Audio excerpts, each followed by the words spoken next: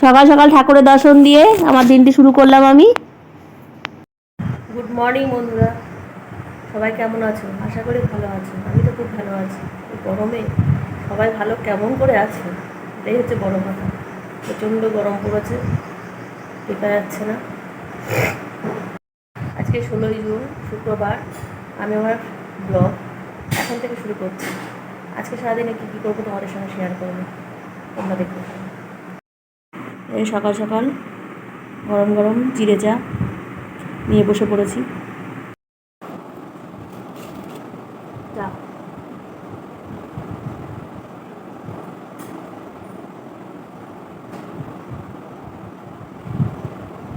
একটু দরজা খুলেছি, রোদের কি তেজ, তাকানো যাচ্ছে না।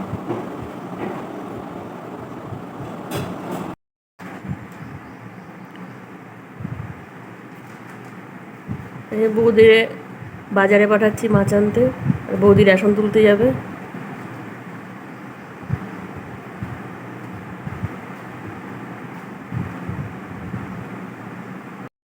আমাদের যে রেশন আমরা পাই, রেশনের চাল, সেটা বৌদি নেয়। এগুলো বৌদি আমাদের বাড়িতে বস্তা নিয়ে গেল। বৌদি একটা ডিম নিয়ে আসলো, বৌদিকে ডিম আনতে দিয়েছিলাম। আর এই চিংড়ি মাছ আনতে দিয়েছিলাম, আর একটু মাছের ডিম নিয়ে এসছে।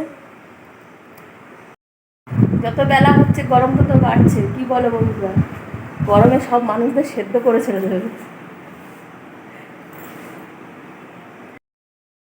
বৌদি কাটি কাটছে।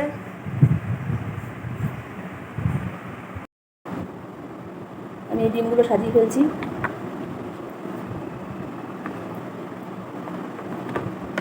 ডিমগুলো বড় বড় আছে।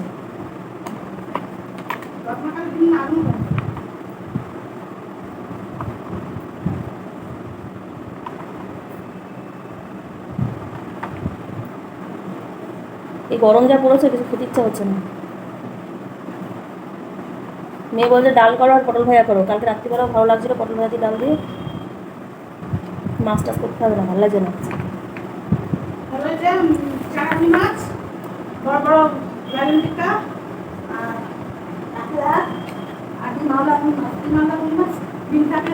ভালো লাগে।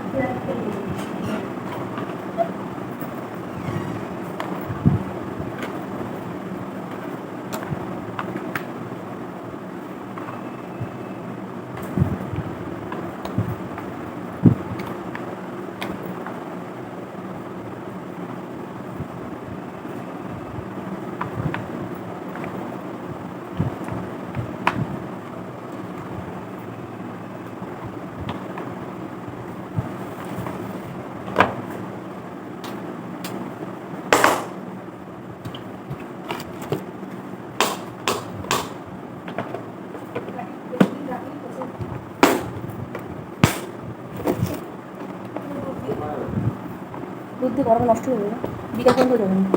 অল্প করে করো। হ্যাঁ, চিংড়ি মাছ দিয়ে করবো।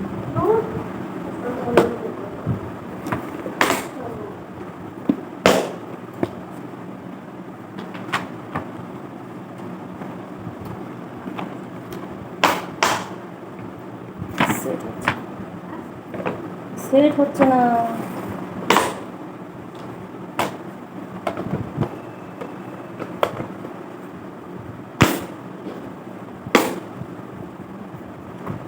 ভর্তি হয়ে গেছে। সকালে আজকে ইচ্ছা করছে না খাওয়ার, ওই জন্য একটা রুটি নিয়েছি, একটু পটল আলু ভাজা নিয়েছি। কি গরম লাগছে।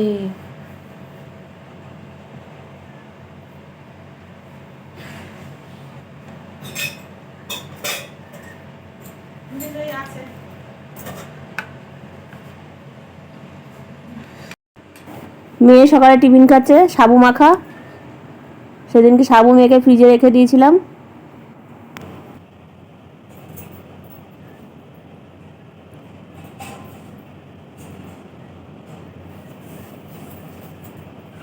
জামাকাপড়গুলো ভাঁজ করে নিই,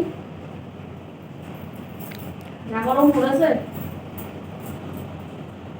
উপরে যে ওয়াশিং মেশিনটা চালাতে যাবো, ভয় লাগছে স্টোভ হয়ে যাবো। উপরের ঘরটা আমার এত গরম, ধারণার বাইরে। ওয়াশিং মেশিন চালাতে গেলে মিনিমাম 1.5 ঘন্টা আমার সময় থাকতে হবে। গরমটা একটু কম না করলে হচ্ছে না।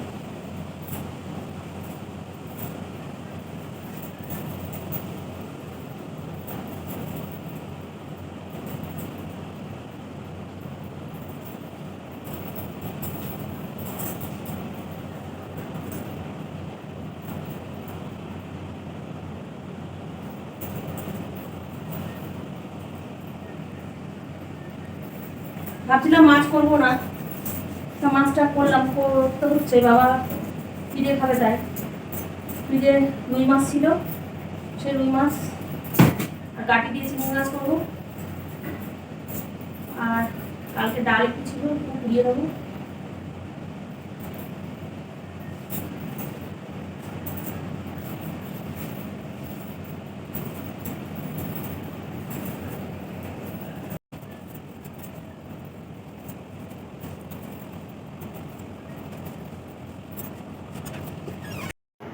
ভাবলাম একবার রান্নাঘরে ঢুকবো না, আবার কি মনে হলো না রান্নাটা করে নিই।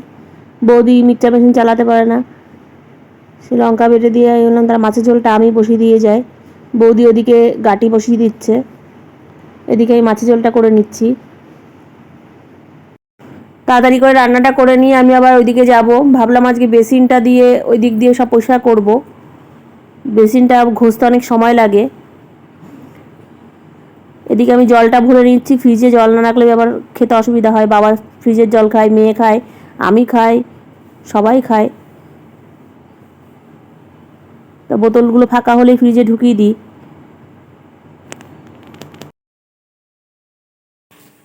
এই যে কাচের বেসিনটা জলের স্পট পড়ে যায়, এটা এখন পরিষ্কার করবো আমি।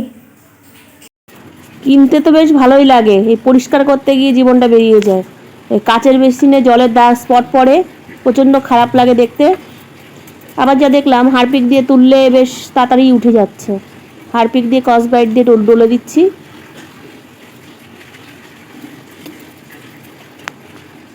কেনার সময় লাগানোর সময় নাচতে নাচতে গেছিলাম, তারপরে বুঝলাম এর জ্বালা কত। বাড়ির তো কেউ করবে না, সব আমার ঘাড়ে। এই কাচের আয়নাটাও ধুয়ে নিচ্ছি। আসলে কোনোদিনও তো এইভাবে কাজ করিনি, এক হাতে মোবাইল এক হাতে তোমাদের সঙ্গে শেয়ার করতে গিয়ে এইসব দেখাতে হচ্ছে। এই যে আমার বেসিন মাজা হয়ে গেছে, এবার জল দিয়ে ধুয়ে নিচ্ছি। মেয়ে আজকে ধরে দিতে পারিনি ফোন, মেয়ের একটু কাজ ছিল নদীকে। এই যে কত সুন্দর লাগছে, পরিষ্কার করার পরে যে কোনো জিনিসই ভালো লাগে। আর এই কাচের জিনিসে জলের ছপ বেশি পড়ে, স্পটটা বেশি পড়ে।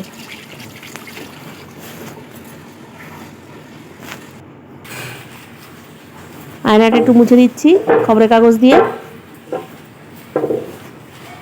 খবরের কাগজ দিয়ে আয়না পরিষ্কার করলে বেশি ভালো হয়, এটা আমি শুনেছি।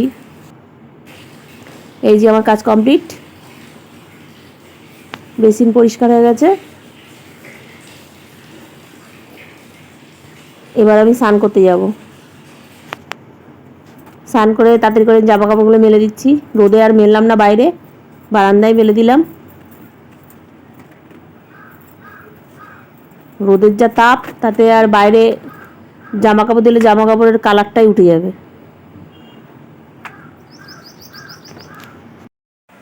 এই যে স্নান করে মাথা ঘষে নিয়েছি, জামা কাপড়টা মেলে দিলাম। বাইরে কি রোদ, চলো তোমার। এই যে আমার সেই উচ্ছে গাছ, এই দেখো উচ্ছে ধরে আছে।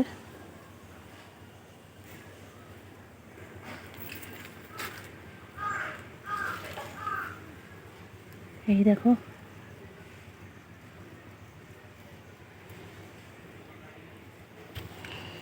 এই একটা,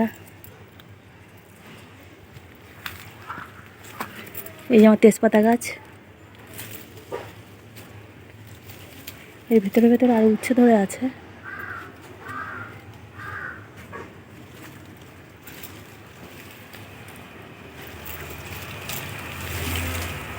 ফুল ফুটেছে, ইচ্ছে হবে। দেখো কত ফুল ফুটেছে।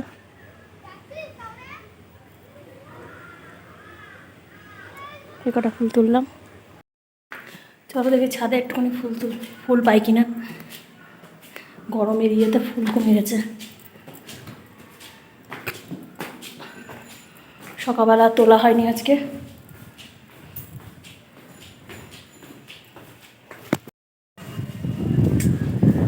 তাও একটু হাওয়া আছে ছাদে।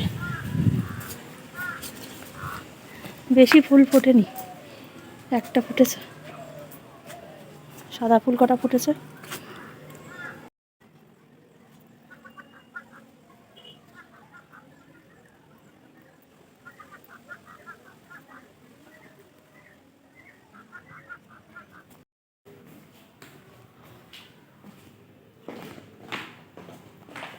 একটুখানির জন্য ছাদে গেছি, গরমে অবস্থা কাহিল।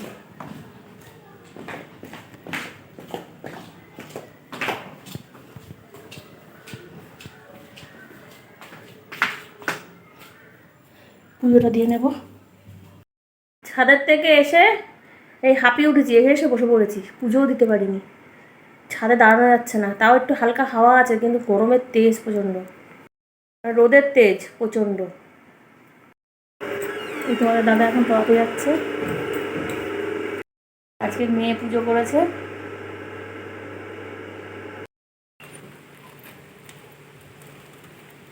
তাও আজকে একটু হাওয়া আছে।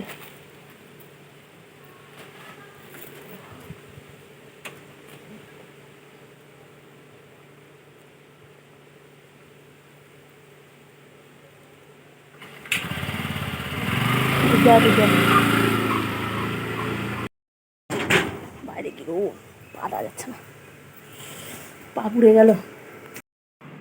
এই আজকে চিংড়ি মাছ দিয়ে গাঁটি দিয়ে হয়েছে, রুই মাছ হয়েছে, মাছের ডিমের বড়া হয়েছে। গাঁটি দিয়ে চিংড়ি মাছ দিয়ে খাচ্ছি, এতে কষ্ট কম। মুখের মধ্যে ঢোকাও, টক করে চলে যাবে। গাঁটিটা আমার খুব ভালো লাগে, যেভাবেই করো না কেন।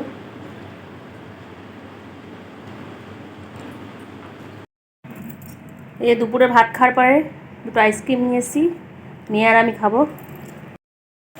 দুপুরের খাওয়া দাওয়া হয়ে গেছে, এখন আর মাছ টাছ খেতে ভালো লাগে না, ওই জন্য আজকে বৌদিকে বলেছি গাঁটি করো। গাঁটিটা একটুখানি লোদ লোদ টাইপের, সৎ করে ঢুকে যাবে খেলে, তাই ঝটাপট খেয়ে নিলাম গাঁটি দিয়ে আর ডাল পোড়া দিয়ে। এই যে আইসক্রিম নিয়ে বসেছে আমার মেয়ে, আমিও আইসক্রিম নিয়েছি, খাবো। এই যে মন্টুর আইসক্রিম। তোমরা কে কে ভালো খাও এই আইসক্রিম? আমি তো খুব ভালো খাই। এই একটা আছে, আর একটা বাপির আইসক্রিম আছে, কিন্তু বাপির আইসক্রিম এখানে পাই না আমি। ওই একবার প্রচারে বেরিয়েছিলাম মন্দিরে বার্ষিক উৎসবে, তখন বাপির আইসক্রিম খেয়েছিলাম। আর এই যে এখন মন্টুর আইসক্রিম।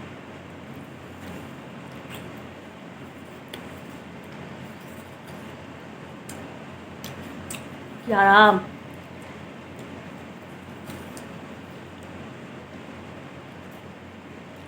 আমার বেশি দামি আইসক্রিম ভালো লাগে না, আসলে আমি দামি লোক না, তো কম দামি লোক, কম দামি আইসক্রিম ভালো লাগে। সন্ধ্যেবেলার চা চলে এসছে, সঙ্গে মেরি বিস্কুট। এই গরম গরম লেডিকিনি খেতে আমাদের তো খুব ভালো লাগে। সুইট কর্নার থেকে লেডিকিনি আনলেই আমি ওই লেডিকিনি নিয়ে তার মধ্যে অল্প একটু জল দিয়ে শিরাটা নিয়ে গ্যাসের মধ্যে ফোটালে বেশ নরম তুলতুলে হয়ে যায়, তারপরে গরম গরম খাই, বেশ ভালোই লাগে খেতে। এই যে বাবাকে খেতে দিচ্ছি।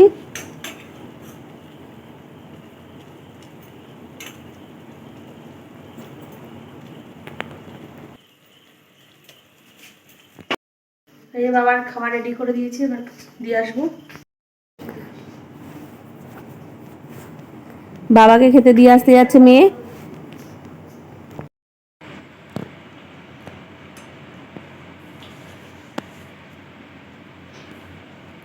গরম গরম লেডিকিনি, হট গোলাপ জামুন। আমার খেতে খুব ভালো লাগে, মেয়ের খেতে ভালো লাগে, তাই গরম করে নিয়ে আসলাম।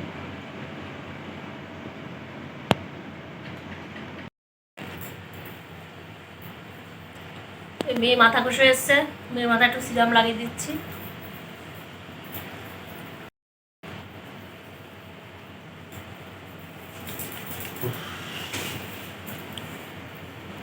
তোমাদের দাদা বাড়ি চলে এসছে, এখন স্নান করবে, তারপরে গিয়ে রাতের খাবার খাবো। এখন বাজে 11টা বাজে 10 মিনিট বাকি। সেই ফাঁকে বললো, মেয়ে বললো মাথায় একটু সিরাম লাগিয়ে দাও, তাই লাগিয়ে দিচ্ছি।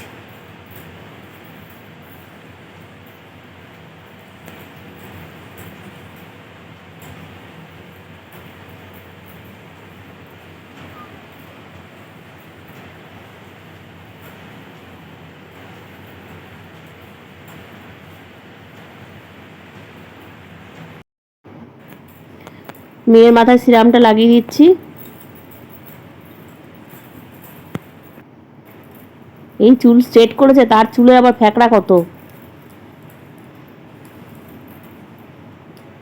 করার সময় বারণ করেছিলাম, তাও করেছে। মাথা ঘুরেছি, মাথার মধ্যে সিরাম লাগিয়ে এই জ্বর ছাড়ানোটাই হচ্ছে সব থেকে বড় মাথা ব্যথার কাজ। কোকড়া চুল আমার, জ্বর পাকে যায় বেশি।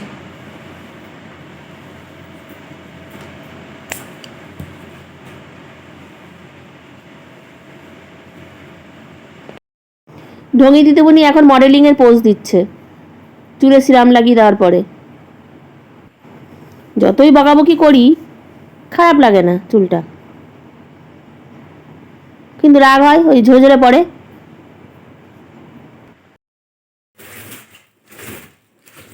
এই মেয়ে এখন রাতের বিছনা করছে।